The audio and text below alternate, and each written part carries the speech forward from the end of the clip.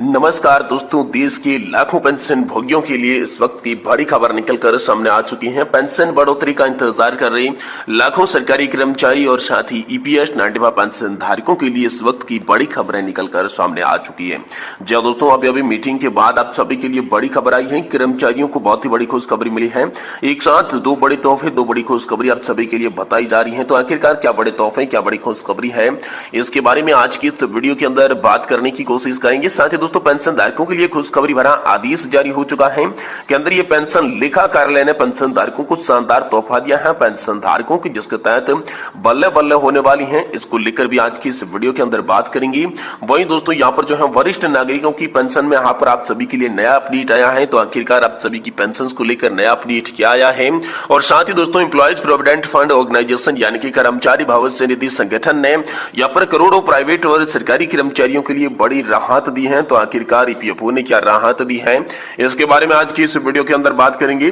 साथ ही दोस्तों, यहाँ पर सरकारी कर्मचारी और पेंशन धारकों के लिए 18 महीने की बकाया डीए एरियर को लेकर बड़ा दोस्तों फैसला लिया गया है। तो किस हित में फैसला, किसके हित में फैसला, कब लिया गया है और इससे आपको क्या फायदा होने वाला है, इसके बारे में भी आज की इस वीडियो के अंदर बात करेंगे। वहीं दोस्तों, ईपीएस नाट्यवा पेंशन को लेकर बड़ी खबर निकलकर सामने आ चुकी है। ईपीएस नाट्यवा पेंशन भोगी और परिवारजन बहुत ही दुखी है। यहाँ पर उनका गुस्सा जो है वो बाहर आ रहा है। इसको लेकर दोस्तों, हाल फिलहाल में यहाँ पर एक रिपोर्ट्स के आधार पर बड़ी खबर निकलकर सामने आ चुकी है, जिसके बारे में भी आज की इस वीडियो के अंदर आप सभी को संपूर्ण जानकारी देने की कोशिश करेंगे।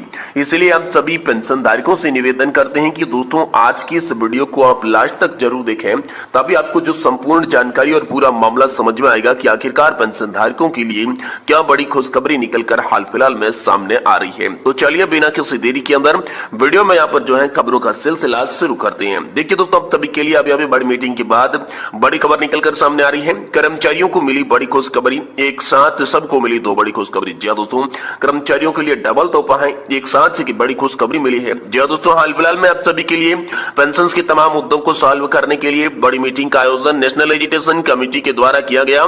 नेशनल एजुटेशन कमेटी के द्वारा यहाँ पर जो है पीएम मोदी को लिखे पत्र का भी जिक्र किया गया। साथ ही साथ श्रम मंत्री भूपेंद्र यादव को लिखे ज्ञापन का भी जिक्र किया गया, जिसके तहत दोस्तों आप सभी के लिए दो मांगे हाल फिलहाल में मंजूर हो सकती है।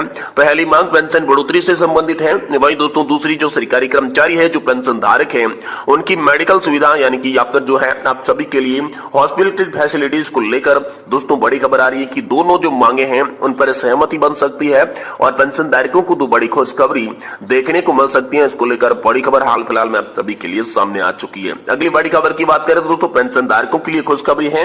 आदेश इसके लिए जारी हो चुका है। केंद्रीय पेंशन लेखा कार्यालय यानी कि सीपीएओ ने पेंशन धारकों को दिया शानदार तोहफा, पेंशन धारकों की बल्ले बल्ले। जी हां दोस्तों, पेंशन धारकों के व्यक्तिगत रिकॉर्ड की जानकारी यानी कि सीपीओ के पास रहती है। ऐसे में देखा गया है कि बहुत सारी जो अज्ञात सीपीओ ऑफिस में जाकर होते हैं, वो पेंशन भोगी, फैमिली पेंशन भोगियों के व्यक्तिगत रिकॉर्ड मांगते हैं। वो बताते हैं कि हम पेंशन भोगी की तरफ से आई हैं, किसी कारण की वजह से पेंशन भोगी का व्यक्तिगत रिकॉर्ड चाहिए। ऐसे में इसकी वजह क्या हो सकती है और मंत्रालय और विभाग क्या करना चाहिए, और उसी को लेकर केंद्र सरकार की तरफ से हाल फिलहाल में बड़ी खबर और दिशा निर्देश सामने आ चुका है।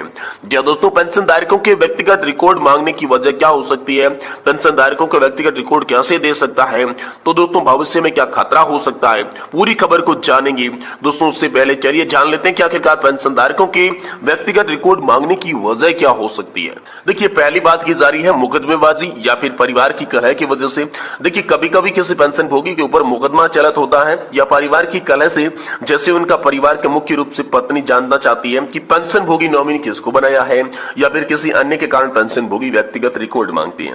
वही दूरसंचार कंपनियां भी मांगती रहती है व्यक्तिगत रिपोर्ट। कभी कभी देखा भी गया है कि दूरसंचार कंपनियां भी पेंशन भोगियों का व्यक्तिगत रिकॉर्ड मांगती है ताकि उनको फोन करके अपने प्रोडक्ट को बेचा जा सके। साथ ही साइबर अपराधी भी यहाँ पर रिकॉर्ड मांगते हैं।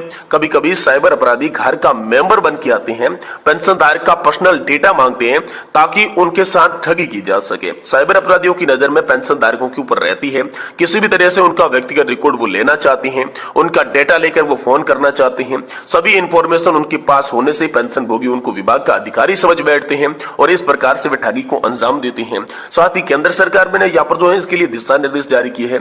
इसी को लेकर केंद्र सरकार की तरफ से यहाँ पर जो इंपॉर्टेंट गाइडलाइंस जारी की गई है, जो कि मंत्रालय और विभाग के ऊपर लागू होता है। ऐसे में यह बहुत ही जरूरी दिशा निर्देश हर पेंशन भोगी के लिए जानने बेहद जरूरी है। तो दोस्तों, व्यक्तिगत रिकॉर्ड शेयर ना किया जाना चाहिए। इस दिशा निर्देश में बताया गया है कि पेंशन भोगी का डाटा किसी भी थर्ड पार्टी को नहीं दिया जाना चाहिए। अगर वकील पेंशन भोगी का व्यक्तिगत डाटा मांगता है तो ना दिया जाना चाहिए जब तक उसके पास किसी भी प्रकार की उचित अथॉरिटी नहीं हो।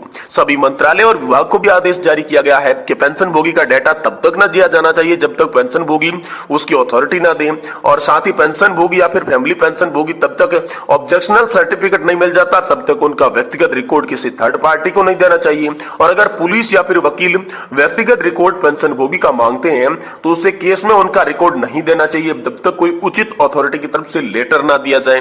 और दोस्तों, उचित अथॉरिटी के साथ शेयर यहाँ पर किया जाना चाहिए। तो पेंशनधारक का डेटा तभी दिया जा सकता है जब पेंशनधारक इसकी मंजूरी दी हो। व्यक्तिगत रिकॉर्ड देते समय ध्यान रखा जाए कि प्राइवेसी पॉलिसी का उल्लंघन नहीं किया जाना चाहिए। अगर व्यक्तिगत रिकॉर्ड लेते समय उचित अथॉरिटी, ऐसे में जितने भी मंत्रालय और विभाग और अधिकारी हैं, जब पेंशन भोगी का रिकॉर्ड देंगे तब उनका व्यक्तिगत रिकॉर्ड कौन ले गया है उनकी जानकारी रखेंगे, उनका आईडी कार्ड लेना है ताकि भविष्य में किसी प्रकार की अनहोनी यहाँ पर पेंशन धारकों के साथ नहीं हो सके। ये बड़ी खबर आप सभी के लिए आ रही है। वही दोस्तों, यहाँ पर वरिष्ठ नागरिकों की पेंशन योजना को लेकर बड़ा अपडेट है, जिसमें यहाँ पर जो है आप सभी के लिए अटल पेंशन योजना का जिक्र किया गया है, जिसमें आप सभी को 18 से 40 साल तक निवेश करना है और जिसके बाद दोस्तों 60 साल की उम्र से आपको 1000 रुपए से लेकर 2000 रुपए या फिर 5000 रुपए तक की भी पेंशन मिल सकती है। ये बड़ी खबर आ रही है। साथ ही साथ दोस्तों, यहाँ पर प्राइवेट हो चाहे सरकारी कर्मचारियों के लिए यहाँ पर कर्मचारी भविष्य निधि संगठन ने बड़ी राहत दे दी है। तो राहत क्या है, चलिए आपको बताते हैं। देखिए, अगर कोई ईपीएफओ सदस्य नौकरी बदलता है तो उसकी पीएफ राशि नई कंपनी या फिर नियोक्ता के पास ऑटोमेटिक ट्रांसफर हो जाएगी।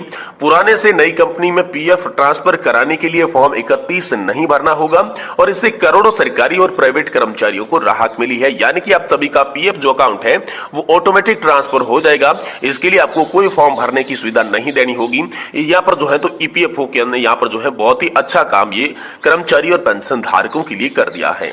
वही दोस्तों, सरकारी कर्मचारी पेंशनरों के लिए 18 महीने के बकाया डीए एरियर को लेकर बड़ा अपडेट है। जी हां दोस्तों, सरकारी कर्मचारी पेंशन भोगी अपने महंगाई भत्ते, महंगाई राहत के 18 महीने के बकाया का इंतजार कर रही थी। कोरोना महामारी के दौरान महंगाई भत्ता, महंगाई राहत रोक दी गई थी।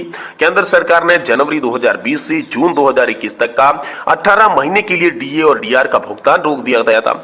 अब दोस्तों, भारतीय प्रतिरक्षा मजदूर संघ के महासचिव मुकेश सिंह ने इस संबंध में वित्त मंत्री निर्मला सीतारमण को पत्र लिखा। इससे पहले वित्त राज्य मंत्री पंकज चौधरी ने लोकसभा में एक जवाब में दिया था कि डीए और डीआर बकाया ज्यादातर 2020-21 की चुनौतीपूर्ण वित्तीय स्थिति से संबंधित था। 2020 में महामारी के नकारात्मक वित्तीय प्रभाव और सकारात्मक द्वारा यहाँ पर सरकार द्वारा लागू किए गए कल्याणकारी उपायों के कारण ये व्यवहार्य नहीं माने जाते हैं। मुकेश सिंह ने पत्र में लिखा कि वह कोरोना महामारी की उचित चुनौती और वित्तीय 2021-22 के लिए महंगाई भत्ते और महंगाई राहत की 3 किस्तों में निलंबन से उत्पन्न आर्थिक व्यवधानों से पूरी तरीके से समझते हैं। हालांकि अब धीरे धीरे महामारी के प्रकोप से उबर रहा है देश। ये देखकर खुशी होती है कि देश की आर्थिक स्थिति में सुधार हो रहा है। वह आगे लिखते हैं कि महामारी के चुनौतीपूर्ण समय के दौरान सभी सरकारी कर्मचारी और सेवानिवृत्त कर्मचारियों द्वारा दिए गए महत्वपूर्ण योगदान को उजागर करना चाहते हैं। कर्मचारियों के समर्पण और कड़ी मेहनत से आवश्यक सेवाओं में सुचारू संचालन और कोरोना के खिलाफ देश की लड़ाई में महत्वपूर्ण जो भूमिका निभाई उसे भी जागरूक करना चाहते हैं। और यहाँ पर जो है 18 महीने के बकाया डीए एरियर की मांग जो है वो सरकारी कर्मचारी और पेंशन धारकों के लिए करते हैं, जिससे सरकार जल्द से जल्द यहाँ पर जो है लागू करें। और इसी बीच दोस्तों, ईपीएस 95 पेंशन को लेकर बड़ी खबर यह है कि ईपीएस 95 पेंशन भोगी हो चाहे उनके परिवारजन हो, बहुत दुखी नजर आ रहे हैं और इसी को लेकर लगातार दोस्तों जो है उसका गुस्सा बाहर आ रहा है। वो माननीय कमांडर अशोक जी रावत से भी पूछ रहे हैं कि आखिरकार पेंशन धारकों के साथ कब न्याय होगा, पेंशन धारकों को कब न्याय मिलेगा। हायर पेंशन पर भी दोस्तों उनका दर्द छलक रहा है। तो ये इंपॉर्टेंट और बड़ी खबरें आप सभी के लिए निकलकर सामने आ रही थी।